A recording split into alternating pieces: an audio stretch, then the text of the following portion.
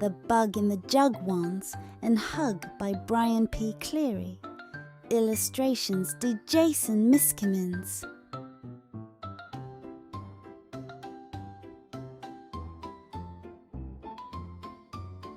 Can you find 3 words that sound alike? Pam had some jam on her ham. The bun had fun in the sun. The kid got rid of the lid. The hen in the den has a pen. Dot got hot on the cot. A hog on a log by a dog wants to jog. The vet will get the pet wet. A fat cat sat on a rat.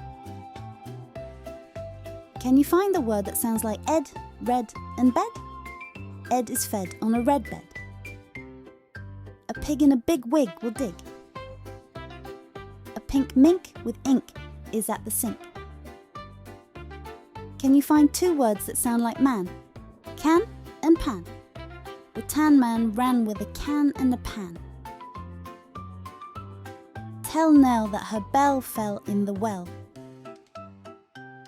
A bug in a jug on a rug by a mug wants a hug.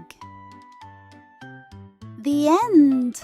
The Bug in the Jug Wants, and Hug